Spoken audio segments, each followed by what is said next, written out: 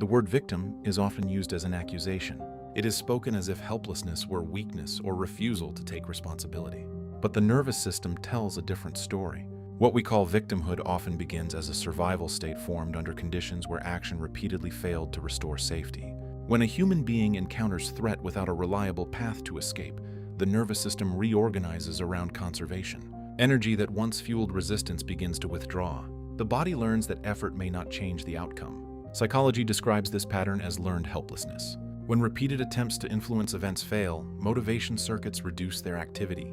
The organism stops investing energy in strategies that previously produced no protection. Several survival conditions reinforce this state. Persistent power imbalance teaches the nervous system that resistance can provoke greater harm.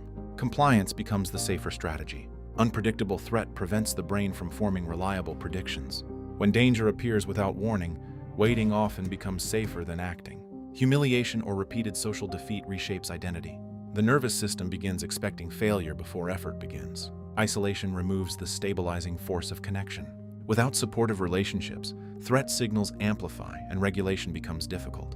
Over time, these conditions can lock the nervous system into passivity because passivity once increased survival. Seen through this lens, helplessness is not weakness. It is an adaptation to environments where influence once seemed impossible. Two realities must be held. Sometimes helplessness persists after conditions improve because the nervous system still carries predictions formed during earlier danger. And sometimes the conditions that created helplessness are still present.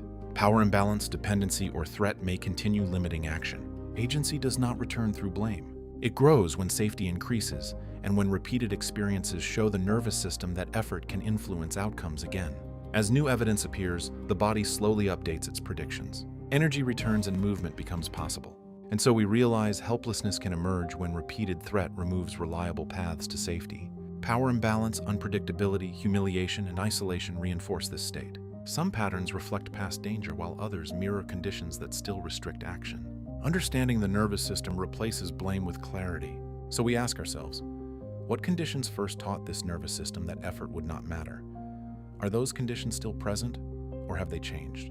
What forms of safety could allow small acts of influence again? Where might agency begin to return? Helplessness is often a survival memory written into the body. Safety slowly rewrites the predictions of the nervous system.